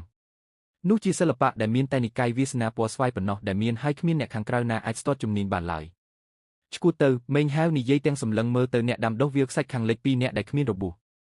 ពាក្យសម្ដីរបស់គាត់ពោពេញដោយសម្ពាធយ៉ាងខ្លាំងដែលធ្វើឲ្យអ្នកហ្វឹកហាត់ដែលបានគេចផុតពីការវាយប្រហារនោះងាកចេញភ្លាមគាត់គឺជាអ្នកហ្វឹកហាត់វាលខ្សាច់ភាគខាងលិចសម្រាប់គាត់ជីវិតពោពេញដោយភាពលំបាកគាត់គ្មានគំនិតអំពីកិត្តិយសនិងសេរីរុងរឿងទេសម្រាប់គាត់ការរស់រានមានជីវិតគឺជារឿងសំខាន់បំផុតដូច្នេះដោយសារគាត់អាចមើលឃើញយ៉ាងច្បាស់ថាគាត់គ្មានឱកាសឈ្នះទេគាត់ក៏ជ្រើសរើសដកថយមុននឹងចាក់ចេញគាត់បានចាប់ដៃគ្នាអន់គោរពមេងហាវគាត់គោរពកម្លាំងវាមិនមានបញ្ហាទេប្រសិនបើមេងហាវទើបតែសម្លាប់ជនរួមជាតិរបស់គាត់អ្នកហ្វឹកហាត់វាលខ្សាច់ភាគខាងលិចម្នាក់ទៀតដែលជាបុរសវ័យកណ្ដាលដែលមានមូលដ្ឋានហ្វឹកហាត់ការបង្កើតស្នូលកម្រិតមធ្យមបានស្ទាក់ស្ទើរមួយសន្ទុះគាត់បានសម្លឹងមើលទៅមេងហាវហើយបន្ទាប់មកមើលទៅយេហ្វៃមូនិងអ្នកដទៃទៀតជាចុងក្រោយគាត់បានងាកចេញដំណើរទុកថ្នាំបន្សាបចោលទៅមេងហាវនិយាយដោយត្រជាក់បុរសនោះដកដង្ហើមធំក្នុងចិត្តរួចក្រវីដៃដើម្បីឲ្យដបខ្មៅមួយហោះចេញមេងហាវមិនបានបារម្ភថាបុរសនោះកំពុងរៀបចំល្បិចអ្វីឬអត់នោះទេការដួលរលំទាំងស្រុងនៃកន្លែងនេះគឺនៅជិតនេះណាស់នៅពេលដែលវាដួលរលំមនុស្សគ្រប់គ្នានឹងត្រូវបានបញ្ជូនទៅក្រៅនៅពេលដែលរឿងនោះកើតឡើងបញ្ហាតូចតាចទាំងអស់នឹងត្រូវបានដោះស្រាយយ៉ាងងាយស្រួលមេងហាវបែរមកមើលតាមអបទៅកាន់ឈូយូយ៉ាននិងអ្នកដទៃទៀតកន្លែងនេះហៀបនឹងដួលរំហើយអ្នកទាំងអស់គ្នាថែរក្សាខ្លួនឯងផងមុខរបស់គាត់ពោពេញដោយអារម្មណ៍ផ្ទុយគ្នារួចក៏ដើរចេញទៅឆ្ងាយតើអ្នកជានរណាឈូយូយ៉ានស្រាប់តែសួរឡើង មេងហាវមិនបានឆ្លើយតបទេគាត់បានដើរចេញទៅដោយគិតគូរយេហ្វេម៉ូសម្លឹងមើលគាត់ចាក់ចេញរួចក៏និយាយភ្លាមថាហ្វាងម៉ូមានរឿងអ្វីកើតឡើងពាក្យសម្ដីរបស់គាត់ធ្វើឲ្យឈូយោយ៉ានភ្ញាក់ផ្អើលភ្លាមសិស្សកងពលថាមពលពណ៌ស្វាយផ្សេងទៀតទាំងអស់សម្លឹងមើលទៅមេងហាវជប់មួយសន្ទុះគាត់ដកដង្ហើមធំយ៉ាងស្រទន់រួចក៏ស្រែកតបវិញថាចាប់ពីពេលនេះទៅហ្វាងមូលែងមាននៅក្នុងនិកាយវាសនាពណ៌ស្វាយទៀតហើយបន្ទាប់មកគាត់ក៏បន្តដំណើរទៅមុខទៀតឈូយូយ៉ាននិងយេហ្វេមូភ្ញាក់ផ្អើលយ៉ាងខ្លាំងមុខរបស់ពួកគេពោពេញដោយការភ្ញាក់ផ្អើលទោះជាយ៉ាងណាក៏ដោយវាត្រូវការពេលតែមួយផ្លែតប៉ុណ្ណោះសម្រាប់ភ្នែកដូចសត្វមយូរ៉ារបស់ឈូយូយ៉ានដែលស្រាប់តែរួមតូចសំឡេងនោះដង្ហើមរបស់នាងស្រាប់តែរសាត់បាត់ទៅពេលនាងងាកមើលទៅទម្រង់ដកថយរបស់មេងហាវសំឡេងក្រហមបានបន្លឺឡើងនៅពេលដែលជញ្ជាំងជុំវិញនៅតែបន្តដួលរលំជញ្ជាំងនៅក្បែរនោះត្រូវបានដួលរលំទាំងស្រុងដោយបង្ហាញពីភាពគ្មានអ្វីសោះអ្នកដាំដុះមួយចំនួនបានចាប់ផ្ដើមត្រូវបានស្រុកចូលទៅក្នុងភាពគ្មានអ្វីសោះហើយបន្ទាប់មកក៏បាត់ខ្លួនមេងហាវបានមើលជុំវិញដោយទឹកមុខចង់អារម្មណ៍និងប្រុងប្រយ័ត្នគាត់មិនប្រកាសអំពីកាលៈទេសៈពិតប្រាកដនៅខាងក្រៅទេប៉ុន្តែគាត់អាចទីបានថានឹងមានគ្រោះថ្នាក់ខ្លាំងគាត់មិនបានចាត់វិធានការមិនប្រុងប្រយ័ត្នណាមួយឡើយប៉ុន្តែផ្ទុយទៅវិញគាត់បានសង្កេតមើលដោយប្រុងប្រយ័ត្ននៅភាពគ្មានអ្វីសោះនៅពីក្រោយការដួលរំនៃជញ្ជាំងមិនយូរប៉ុន្មានសំឡេងក្រហមកាន់តែខ្លាំងឡើងអ្វីទាំងអស់កំពុងតែដួលរលំភ្នែករបស់មេងហាវភ្លឹបភ្លែតហើយគាត់ហៀបនឹងហោះចូលទៅក្នុងភាពទេស្រាប់តែទឹកមុខរបស់គាត់ភ្លឹបភ្លែតគាត់បានលើកដៃឡើងហើយក្រវីដៃអាវរបស់គាត់ដាវឈើដែលមិនអាចបំផ្លាញបានទាំងពីរបានហោះចេញមករំកិលខ្លួនដើម្បីការពារជំហៀងរបស់មេងហាវវាគឺនៅពេលនេះហើយដែលសំឡេងផ្ទុះមួយបានបន្លឺឡើងកណ្ដាប់ដៃរបស់ស្ត្រីម្នាក់បានដើរទៅលើអាកាសឆ្ពោះទៅរកគាត់ហាក់ដូចជាកាត់ឡើងភ្លាមកណ្ដាប់ដៃនោះបានបុកចូលទៅក្នុងអពណ៌ស្វាយដែលព័ទ្ធជុំវិញគាត់ធ្វើឲ្យវាដួលរំភ្លាមកណ្ដាប់ដៃនោះមិនបានឈប់ទេផ្ទុយទៅវិញបានបន្តទៅមុខទៀតឆ្ពោះទៅរកដាវរបស់មេងហាវការផ្ទុះដ៏ធំមួយបានផ្ទុះឡើងដាវទាំងពីរបានបន្លឺសំឡេងហូរកញ្ជ្រៀវហើយញ័រវិលត្រឡប់មកវិញហើយបុកចូលទៅក្នុងទ្រូងរបស់មេងហាវការឈឺចាប់បានបំពេញរាងកាយរបស់គាត់ហើយគាត់បានលោតថយក្រោយដូចជាខ្លែងដែលត្រូវខ្សែរបស់វាកាត់ឈាមហូរចេញពីមាត់របស់គាត់បានងាកមើលទៅឃើញថាម្ចាស់កណ្ដាប់ដៃនោះគឺជានារីវ័យក្មេងដែលមាននាមត្រកូលថាហ្វាងនាងស្លៀកអាវវែងពណ៌បៃតងរួមជាមួយនឹងភាពឆើតឆាយឯកោនាងដើរចូលយឺតតាមចន្លោះទេនាងស្រស់ស្អាតប៉ុន្តែនាងបានវាយមេងហាវយ៉ាងខ្លាំងអំណាចនៃកណ្ដាប់ដៃរបស់នាងលើសពីដំណាក់កាលបង្កើតស្នូលដំបូងទៅទៀតអំណាចរាងកាយបែបនេះធ្វើឲ្យមេងហាវភ្ញាក់ផ្អើលអពណ៌ស្វាយបានគ្រប់ដណ្ដប់លើមេងហាវហើយនៅពេលដែលគាត់សម្លឹងមើលស្ត្រីនោះកែវភ្នែករបស់គាត់ក៏ប្រែជាពណ៌ស្វាយរបួសរបស់គាត់ចាប់ផ្ដើមជាសេះស្បើយយ៉ាងឆាប់រហ័សហើយក្នុងរយៈពេលត្រឹមតែ2-3ដង្ហើមប៉ុណ្ណោះគាត់ក៏បានត្រឡប់មករកភាពធម្មតាវិញទាំងស្រុងលើកលែងតែមុខស្លេកស្លាំងបន្តិចគាត់ជូតឈាមចេញពីមាត់ហើយងើយមុខមើលទៅស្ត្រីនោះដោយទឹកមុខស្រពោនអំណាចយ៉ាងនេះគាត់គិតអំណាចដ៏អស្ចារ្យមែនវាហួសពីជីហុងដងទៅទៀតខ្ញុំគិតថាការវាយប្រហារនោះឥឡូវនេះអាចលុបបំបាត់អ្នកហ្វឹកហាត់ដំណាក់កាលបង្កើតស្នូលដំបូងធម្មតាបានយ៉ាងងាយភ្នែករបស់គាត់រួមតូចខ្ញុំឃើញហើយរត់ចេញយ៉ាងលឿននាងនិយាយដោយត្រជាក់ខ្ញុំឃើញឯងសម្លាប់ជីហុងដងដែលរំខាននោះដែលមនុស្សគ្រប់គ្នាស្អប់មែនហើយខ្ញុំអាចសម្លាប់ឯងបានយ៉ាងងាយយកកំណប់អំតាក់ចេញហើយឲ្យវាមកខ្ញុំឯងមិនអាចប្រើវាបានទេនាងមិនមានមោទនភាពនិងក្រអឺតក្រទុំដូចជីហុងដងទេប៉ុន្តែបែរជានៅស្ងៀមជាក់ស្ដែងនាងក៏មានអំណាចជាងគាត់ដែរនាងក៏ហាក់ដូចជាមានចរិតឆេវឆាវមិនគួរឲ្យជឿសូម្បីតែចរិតបញ្ជីគេក៏ដោយនាងរងចាំរយៈពេល2ដង្ហើមរួចនិយាយថាអ្នកមិនយល់ព្រមទេមិនអីទេបើដូច្នោះអ្នកអាចស្លាប់បាននាងបានបោះជំហានទៅមុខក្នុងល្បឿនលឿនមិនគួរឲ្យជឿហើយភ្លាមនោះក៏នៅពីមុខមេងហាវនាងបានលើកដៃស្ដាំឡើងហើយកណ្ដាប់ដៃក៏ចុះមករកគាត់មេងហាវបានចាប់ផ្ដើមសូត្រមន្តដោយដៃទាំងពីរបាតដៃឈាមរៀមដៃ5បានលេចចេញមកនៅក្រោមជើងរបស់គាត់ពន្លឺនៃពិភពមរណៈឈាមបានលេចចេញមកខ្លួនឈាមបានលេចចេញមកហើយហាក់ដូចជាបញ្ចូលគ្នាជាមួយរាងកាយរបស់គាត់នៅពេលដែលកណ្ដាប់ដៃខិតជិតមកដល់គាត់បានវាយចេញដោយបាតដៃរបស់គាត់សំឡេងផ្ទុះដ៏គួរឲ្យភ្ញាក់ផ្អើលមួយបានបន្លឺឡើងពេញអាកាសហើយថាមពលដ៏ខ្លាំងក្លាបានរញ្ជួយដីនៅក្រោមពួកគេទាំងពីរដោយបំបែកជញ្ជាំងដែលនៅសេសសល់នៅក្បែរនោះខ្យល់គួចនៃភាពគ្មានអ្វីសោះបានលេចចេញមកហើយចាប់ផ្ដើមស្រូបយកអ្វីទាំងអស់ចូលមេងហាវបានក្អកចេញឈាមខ្លះពេលគាត់ដួលទៅក្រោយពណ៌ស្វាយឈីបានវិលពេញរាងកាយរបស់គាត់ហើយកែវភ្នែករបស់គាត់បានភ្លឺចែងចាំងដោយពន្លឺពណ៌ស្វាយរបួសរបស់គាត់បានជាសេះស្បើយម្ដងទៀតប៉ុន្តែមុខរបស់គាត់កាន់តែស្លេកស្លាំងជាងមុន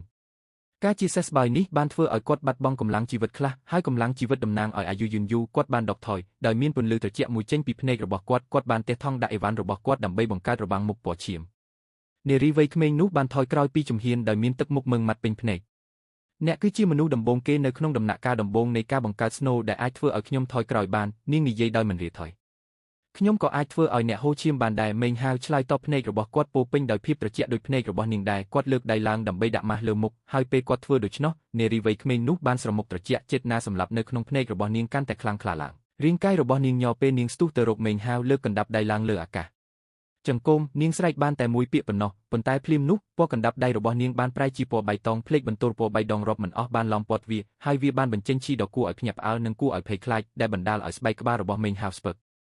ល្បឿនដែលនារីវ័យក្មេងនោះបានចូលមកចិត្តធ្វើឲ្យចិត្តរបស់មេងហាវពោពេញទៅដោយអារម្មណ៍វិបត្តិយ៉ាងខ្លាំងគាត់មិនដែលមានអារម្មណ៍បែបនេះទេសូម្បីតែពេលប្រយុទ្ធជាមួយជីហុងដុងក៏ដោយតាមពិតទៅវាជាយូរណាស់មកហើយដែលគាត់មិនបានជួបប្រទះនឹងសម្ពាធដ៏ខ្លាំងបែបនេះពីនរណាម្នាក់ក្នុងចំនួនដូចខ្លួនគាត់